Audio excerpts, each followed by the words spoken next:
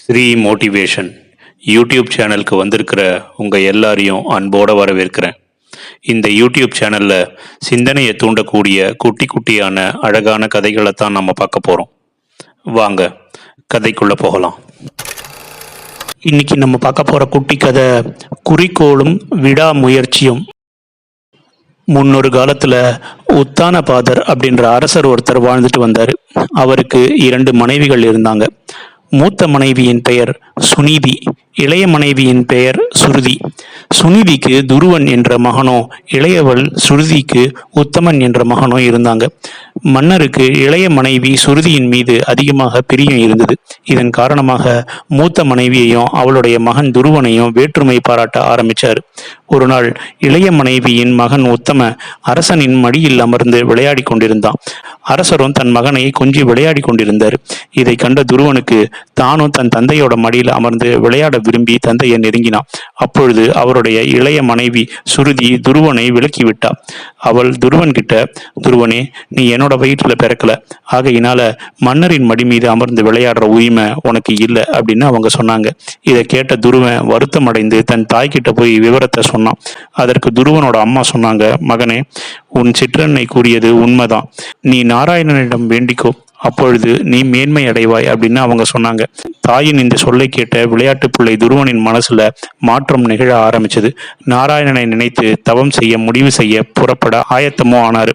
அப்பொழுது நாரத மகரிஷி அங்க பிரசன்னமானாரு. நாரதரை பற்றி அறிந்திருந்த துருவன் அவரை மரியாதையோடு வணங்கினார். நாரதரே, உம்மை வணங்குகிறேன், என்னை ஆசீர்வாதிப்பீராக அப்படின்ற மாதிரி அவர் சொன்னார். அதற்கு நாரதர் சொன்னாரு, குழந்தாய், உம்மை ஆசீர்வாதித்தோம், நீ இப்பொழுது எங்கு புறப்பட்டு கொண்டிருக்கிறாய் அப்படின்னு அவர் கேட்டார். துருவன் நாரதர்கிட்ட நடந்த விஷயங்கள் அனைத்தையுமே கூறினான். துருவன் சொன்னான், நாரத மகரிஷியே, நான் நாராயணனை நினைத்து தவம் புரிய போறேன் அப்படின்னு. நாரதர் சொன்னாரு, சிறுவனே, தவம் செய்வது என்பது அவ்வளவு சாதாரணமான விஷயம் அல்ல. சிறுவனான உன்னால அது முடியாது அப்படின்னு அவர் சொன்னார். நாரதர் இப்படி சொன்னதும் துருவனுக்கு வைராகியம் இன்னும் அதிகரிக்க ஆரம்பிச்சது. என்னால் நிச்சயம் முடியும், தவம் செய்து நாராயணனின் தரிசனத்தை கண்டிப்பா நான் பெறுவேன் அப்படின்னு சொல்லிட்டு நாரதர் எவ்வளவு தடுத்துக்குறியும் துருவன் அங்கிருந்து கிளம்பி போயிட்டார். எனவே நாரதர் தவம் செய்வதை பற்றி சில விஷயங்கள் துருவனுக்கு உபதேசிக்கிறதுக்காக அவர் கூப்பிட்டாரு. அனைத்தையும் கவனமாக கேட்டுக்கொண்டாரு துருவன். பிறகு அங்கிருந்து கிளம்பியும் சென்றாரு. காட்டுல ஒரு மரத்தின் அடியில அமர்ந்து துருவம் தவம் செய்ய ஆரம்பிச்சாரு.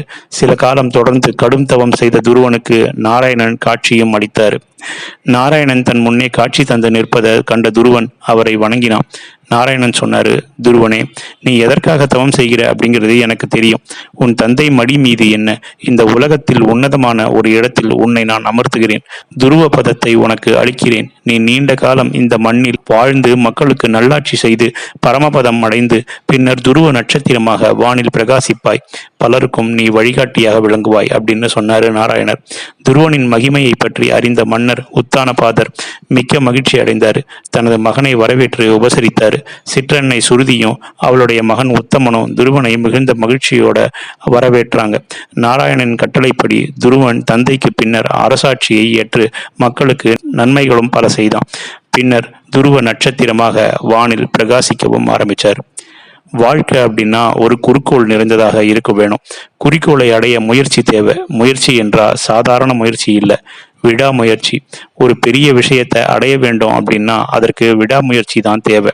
அப்பொழுதுதான் குறிக்கோளை நம்மளால அடைய முடியும். இந்த குட்டி கதை உங்களுக்கு பிடிச்சிருக்குன்னு நினைக்கிறேன். பிடிச்சிருந்தா லைக் பண்ணுங்க, கமெண்ட் பண்ணுங்க, உங்க ஃப்ரெண்ட்ஸுக்கு ஷேர் பண்ணுங்க. நன்றி.